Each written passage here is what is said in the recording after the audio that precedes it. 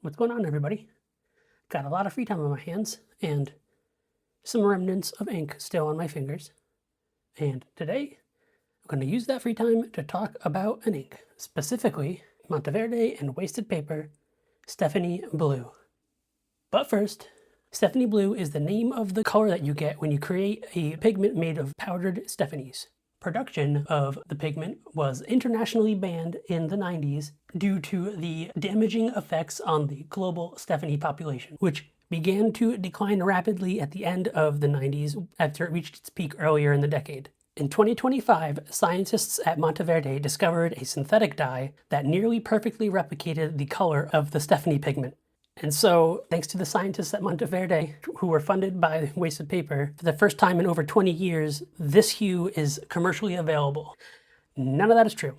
What is true is that this color is a collaboration between Neil from Wasted Paper and Monteverde, and he wanted to name it something pretty because he thought the color was pretty. His first thought was to name it after his wife, which is really cute. So that's why it got that name.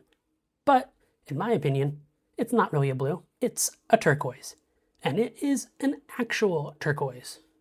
I'm not sure what's going on at Diamine, or Lamy, or Quizzy, or Pelican, or Aurora, or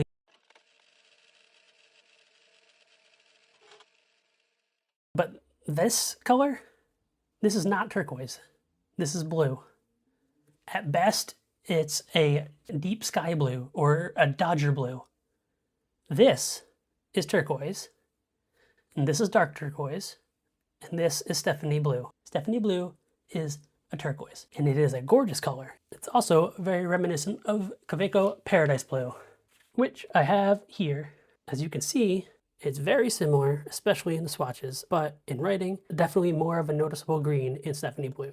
Now, before I get too far into my analysis of this ink, I have a disclaimer that I need to say, so I'm going to put this aside so that I can tell you that Neil from Wasted Paper and I are friends. When I was starting out my YouTube channel, he had just created a video about his video making process, and I, being completely new to this whole thing, reached out to him and asked him for pointers and suggestions, and he very graciously gave me a bunch of pointers and a bunch of suggestions. But not only that, he watched my first two videos, and then we had a long discussion about the things that he saw that he thought that I could improve on, things that he liked, and things that I could change. And not only did he help me when I was just starting out, he was also the person who pushed me to submit my ink pitch to Hatch. And then that ink got made, and that wouldn't have happened if Neil hadn't encouraged me and cheered me on. So, all that is to say, there's no way that I can be unbiased when I'm reviewing this ink.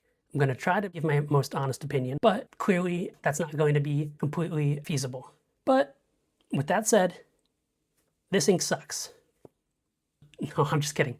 I really like this ink. When I was first starting out with fountain pens, one of the first inks that I actually got was Kaweco Paradise Blue that I mentioned a moment ago. I liked that ink so much that it was the first bottle of ink that I ever used up and then purchased a second bottle of. It's a great ink, but I always found that it was too dry. Now, I've watched and read a bunch of other people's reviews of Paradise Blue, and a lot of them have said that it is not dry. Some of them have even said it has excellent flow, and I've never found that to be the case. I've always found it dry, and I tell you that story because this ink solves that problem for me. It is super wet, and that is because it is manufactured by Monteverde.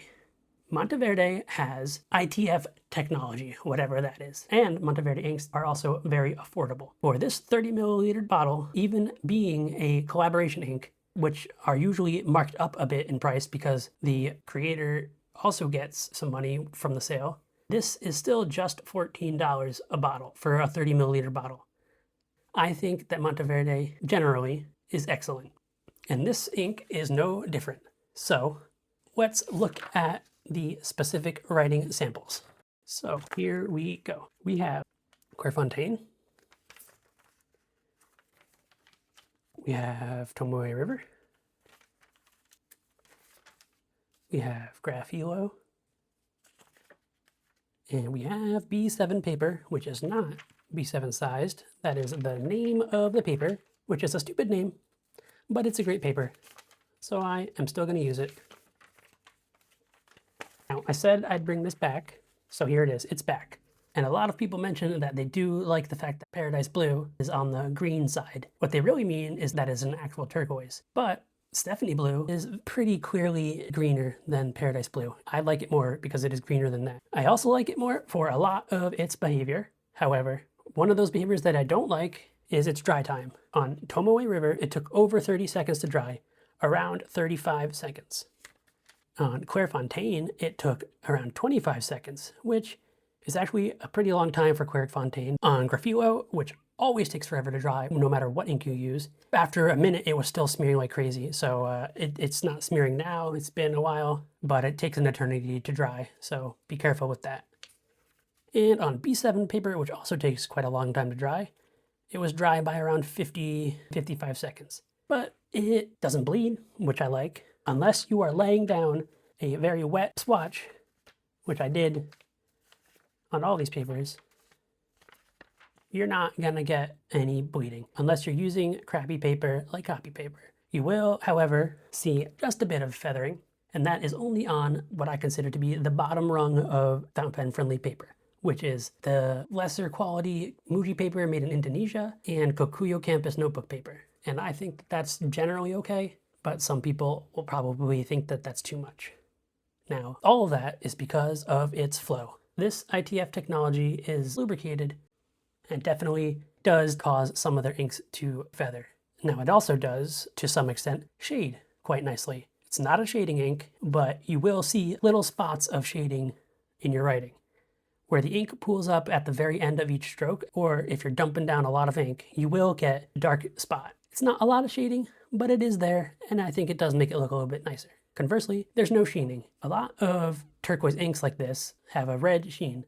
That's not the case here. They don't advertise it as a sheening ink, so that's fine. As for readability, I think that this ink is very readable. Now, it might upset some business boys who demand that you only use black or blue or you're not being professional, but if you're somewhere where you're allowed to have a personality, you could get away with this because it is easy to read. Unless you get it wet, because if you get it wet, it is gone. There is no permanence here.